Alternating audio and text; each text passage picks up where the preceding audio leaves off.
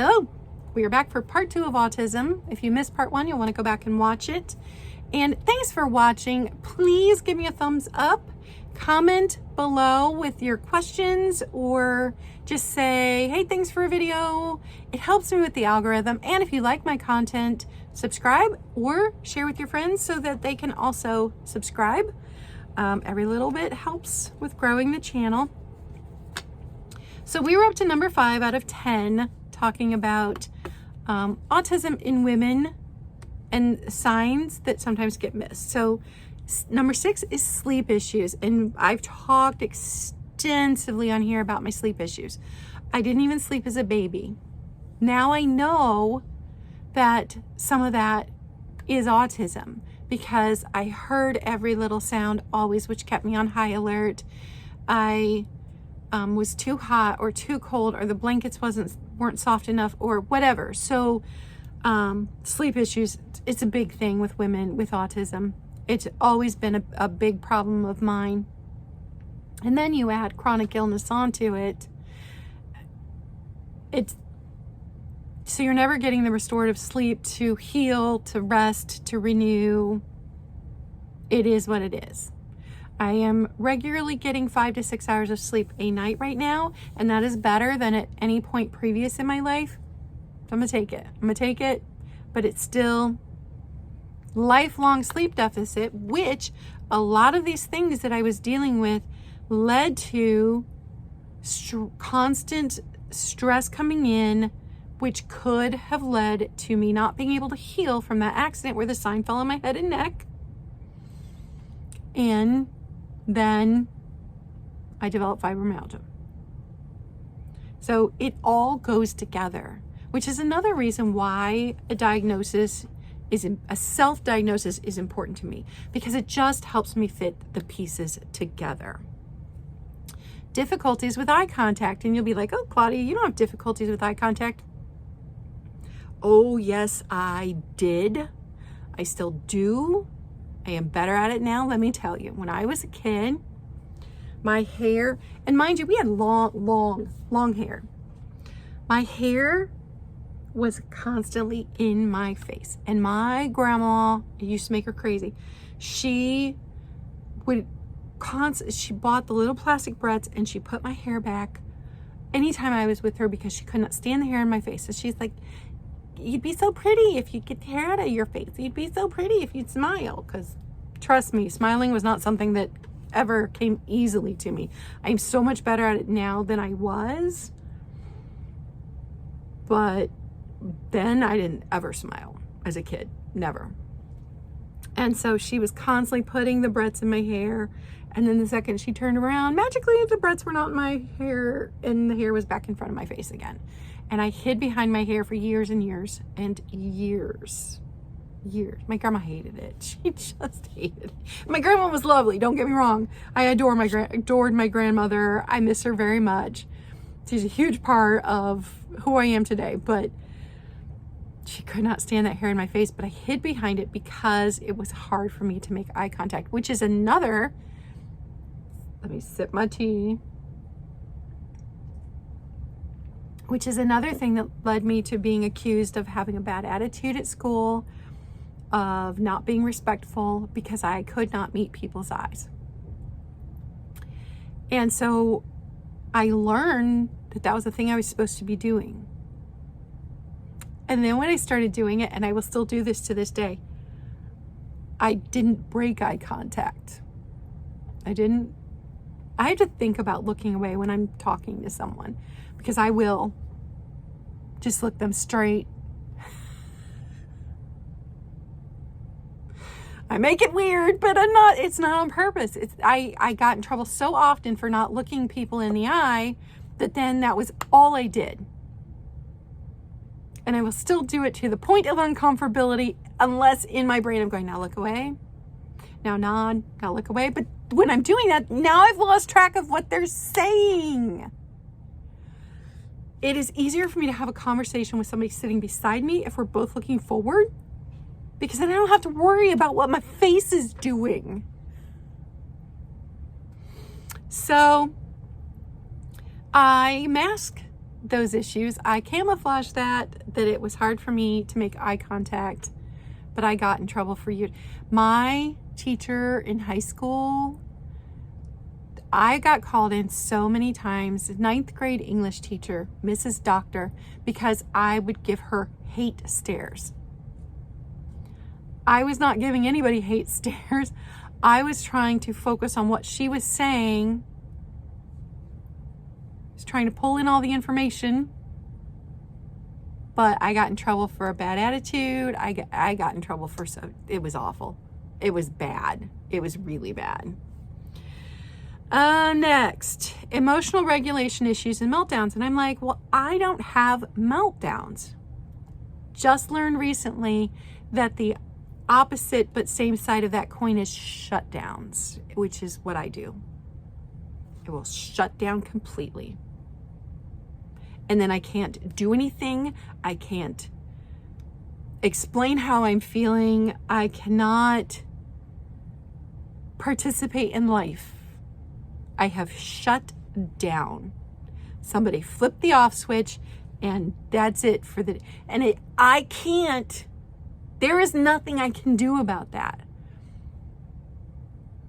It is not laziness. It is not, I want to fight to get out of that and I can't.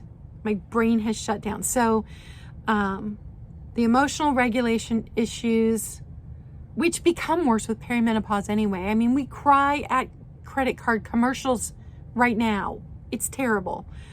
And then meltdowns, except for me, it's shutdowns. I always thought, well, I'm not autistic. I don't have meltdowns. I have a lifelong habit of shutdowns and just I didn't know it. Didn't realize that was the same thing. Stimming. So you see people playing with the fidget toys all the time. And what the stereotypical idea of stimming with autistic kids is the hand flapping and the like turning in circles or the rocking back and forth kind of thing. But it can look like a lot of different things. So it can look like the crossed legs with the leg bouncing. And I will do that to the point where the people that are sitting at the table with me want to murder me and I don't even know I'm doing it. And as soon as they tell me to stop it, I stop it. And then they yell at me for doing it again. I don't even know I've started doing it again. For me, it's not so much rocking. It is rocking or swinging. So I always have to have a rocking chair in my home, always. If I can have a swing, even better. If I could get one of those like egg basket swing things, that would be heaven to me.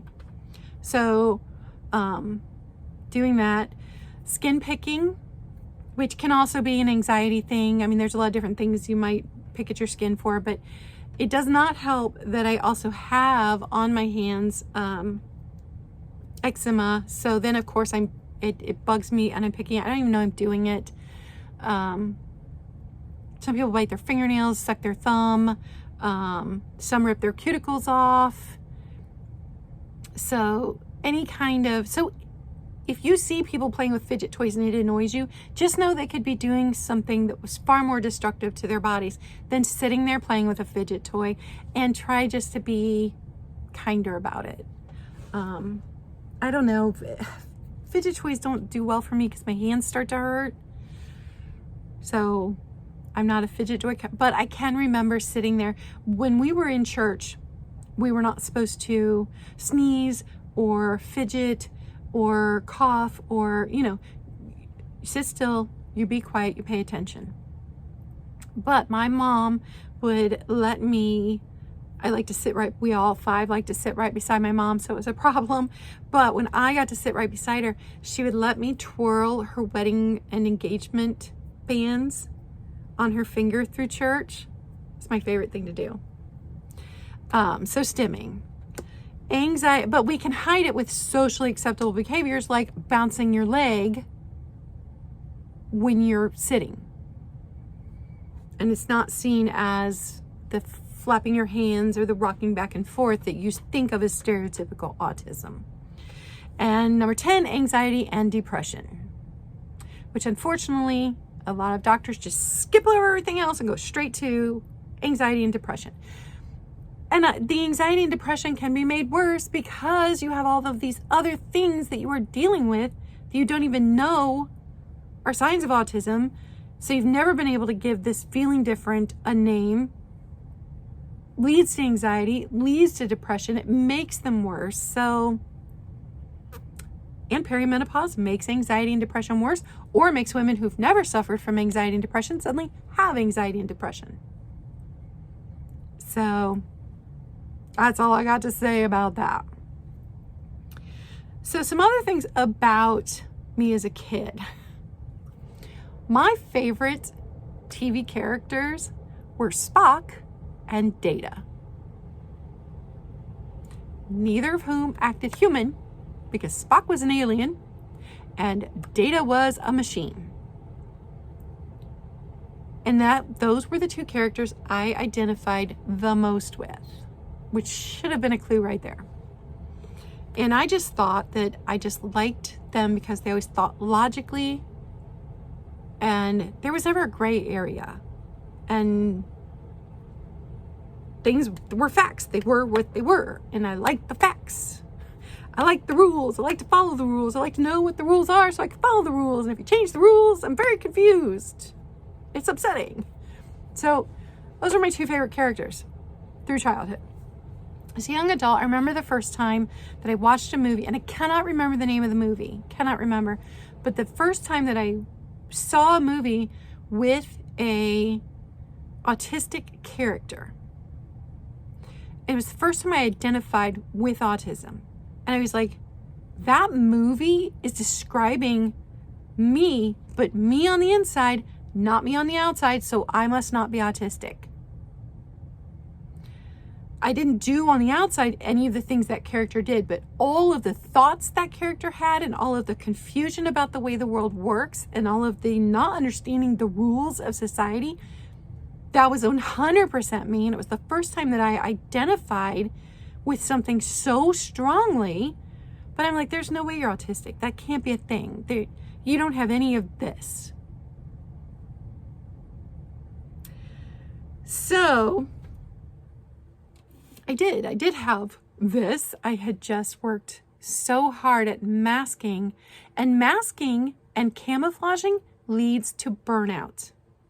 When you cannot ever be your true self, it leads to burnout, which is also why I've always liked living alone. I can just be me when I'm living alone. I don't have to hide how weird I am and how weird I act and how weird I think from anybody. I'm just alone. I'm very good at being alone. Autistic women can be taken advantage of much more easily than a woman who is not autistic. This is also true for other things, but it just happens because you've got someone who's paying attention to you and who seems to be loving you or even liking you as a friend, and then you want to keep that friendship, and so you do what that person wants to the point where you are no longer you're just mirroring everything back to them that they want, which is going to lead to burnout, which is going to lead to a meltdown, which is going to lead to a shutdown, which is exactly what happens. Autistic women are Autistic women are also very likely to be abused by partners. It's just a fact. And, I've talked before about my ex being very verbally abusive and emotionally abusive. Sorry, plugging in my charger. So it just happens. And I think if you are aware that you're autistic, you can be more careful about the relationships that you get into. Although you can also be like me and just not haven't dated for 6 years next month. 6 years. not been on a date, not talked to anyone. It's been 6 years. Which can also be very lonely, but it can also be very freeing that you don't have to put up that mask for someone else. And I think if I date again, it's going to be somebody who's very self-aware and kind. Kind. Not kind just to me or kind to animals or kind to small children, but just kind in general. So I think that was everything I had to talk about. If you suspect that you are on the spectrum, then I have found that embrace-autism.com has some really great diagnostic tests that you can go through on your own. And like I said, it is not important to me to get a medical diagnosis, and it may not be important to you, but it has helped the pieces of my life slot together and make sense for the first time ever. Because I have such a hard time being human, and I feel like I am constantly wearing my human disguise when I have to go out and interact with people, and it is exhausting. But I'm not crazy. I am autistic. So if you think that you might be, or if you think somebody that you love might be, and you just want to better understand them, you can start here with these self-diagnostic tests. There's a lot of them on there. There's a lot of information. So it's Embrace, EMBRACE dash autism, AUTISM.com. And like I said, if you are going to look up articles on being autistic or on loving someone that's autistic, because maybe you're looking at your partner going, this explains stuff, and I want to find a better way to communicate with my loved one, or I want to find a better way to help them interact with the world in general. You can find articles on that. Unmasking is hugely important. Being able to be ourselves, which seems really weird to other people. That's very important. It's very, very important to our physical health and our mental health, our emotional health. If we are always having to put on a human skin, I know I keep saying that, it sounds weird, but you feel like an alien when you grow up like this, because you just don't fit. You do not understand why people say and do the things that they do. You don't understand how they just seem to interact so easily. How have they been friends for 35 years? Like, I will feel like I have such a connection to somebody. I'm going to tell you a little story. More tea. I had someone I made friends with in 7th grade when I first started in at the public schools for the first time. And she wasn't in a super popular group, but we all got put together and tagged talented and gifted. And so that kind of became my friend group, with the talented and gifted kids. And we went to each other's houses and hung out. And so, I think this is what a friendship is, right? And then in high school, we didn't have quite as many classes together, but we were still in the basic, like, college prep courses, because back then that's what advanced classes were called, college prep courses. So we were still in a lot of those together. But like I think she did band and I did drama. So I thought we were still friends, right? And then lost touch for a couple of years, went in totally different directions because she got married much younger than I did. And I started partying, where she skipped the partying phase. I partied.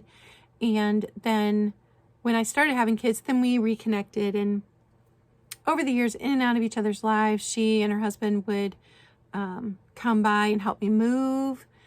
Her kids called me Aunt Claudia. They were one of the few people that would just drop in without a phone call first. Like, to me, that was friendship. If you're comfortable enough to drop into somebody's house, then you're friends, right? And and sometimes it would be 6 months before we would talk to each other, but we were always like connected on Facebook. We'd comment on each other's stuff on Facebook, but then Facebook got too overwhelming for me and I had to close my Facebook out. I had taken several breaks from social media and it got to the point where it was just detrimental to my mental health, and I closed my Facebook permanently. I didn't put it on a break. It's gone. There is no record of me having a Facebook. It is gone. And then we just kind of lost touch. Even though we had each other's phone numbers, we knew where each other lived, but occasionally she and her husband would stop by. And then my sister died, and I called her because to me, she was, to me, your best friend is the person you spend the most time with outside of the people you're related to. But she would go on girl trips with her best friend, and it always hurt me a little because I thought of her as my best friend, but she didn't think of me that way. And I knew that.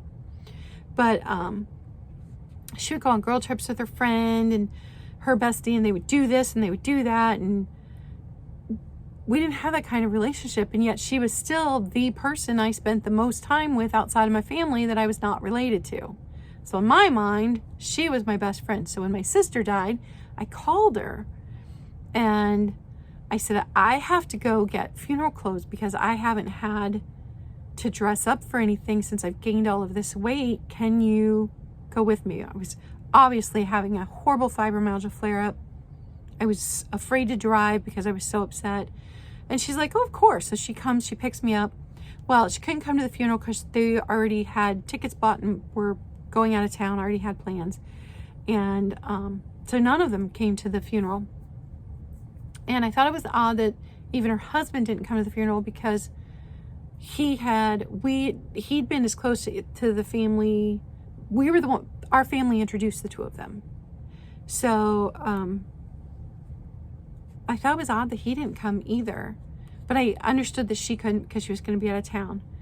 And then I didn't hear from her. So here I am going through the grief process.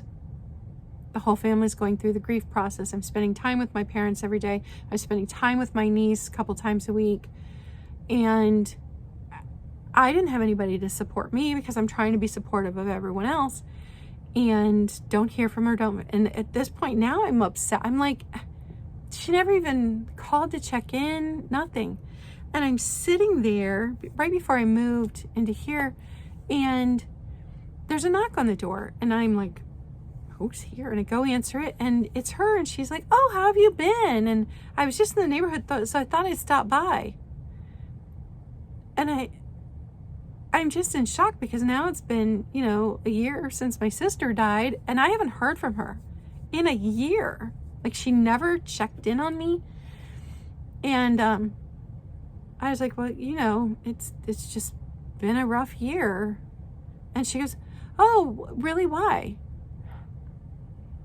And I said, well, because my sister died. Oh, I didn't know. And I'm like, well, you did, because remember I called you and you took me to buy clothes for the funeral. Oh. And then she said, well, I've recently been diagnosed with ADHD. And then she just went on to talk about her life and what she was up to and what was going on with her. And then she left. And that was the last time I spoke to her. I was just crushed. But when I think about it, she wasn't my best friend. She never was. I've never had that relationship where you spend all that time with your bestie. I've never had the kind of person who just come in and make a meal in my home or make themselves at home on the couch and nap and watch movies and whatever else it is that best friends do. I've never had that. I don't know.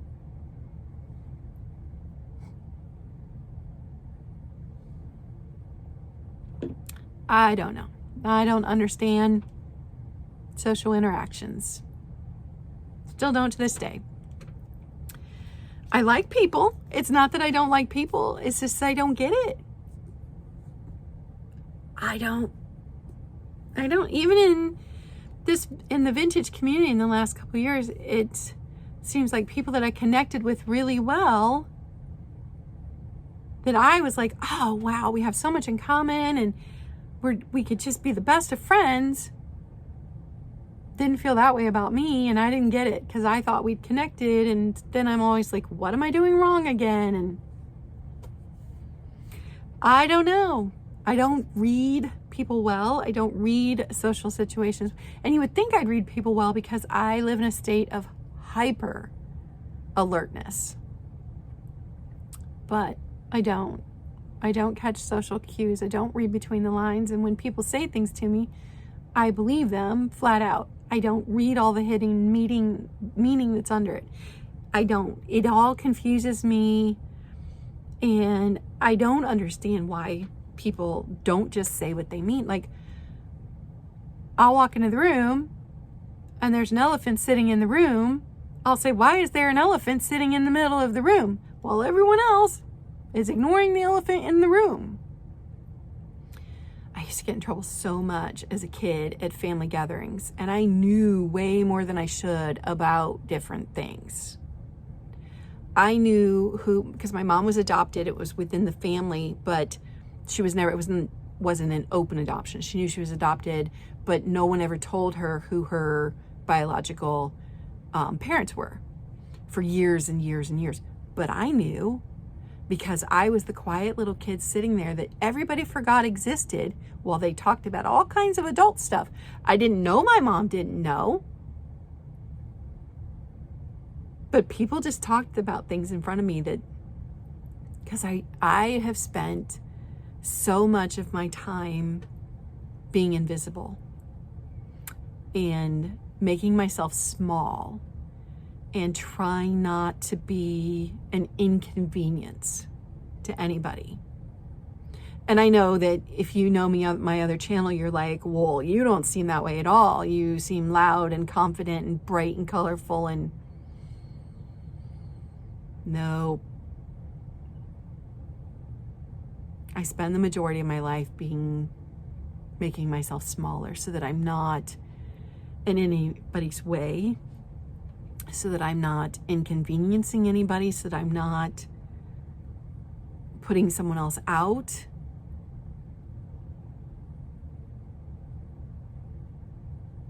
So yeah, the elephant in the room. But I would get in trouble a lot for then saying things that I thought were common knowledge because I'd heard all the adults talking about it, and get in trouble.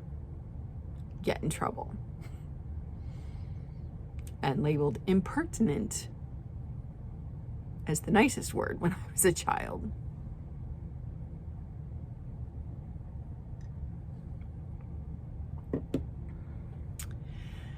And I still have to stop myself from saying things because, you know, the family will get together and no one's acknowledging whatever it is. And I'll walk into the room and go, okay, why is this going on? You guys need to talk about this. And everybody's like, we don't say things like that. Except I do. I do, unless I'm constantly guarding my mouth, and then the constant guarding leads to the burnout, the shutdown. It's a struggle. All right, so if any of this sounds familiar to you, then maybe you want to check out some of the autism self-diagnostic tests on that website. It's really well. It gives you the research behind each test. It gives you the articles and the different things that you can go and look about why this is done this way. And the thing with autism is that, like with everything else, when you know more, you can do better. But if all that you know of autism is the stereotypical kid rocking in a corner, nonverbal, having a meltdown. It's so much bigger than that. So much bigger. So yeah, any questions I can do a follow-up video if you have questions. You are always welcome to email me at claudiakvintage@gmail.com if there's something you want to ask privately. I don't mention people's names on here when they ask me questions. So that's all I got to say about that. Thank you for watching.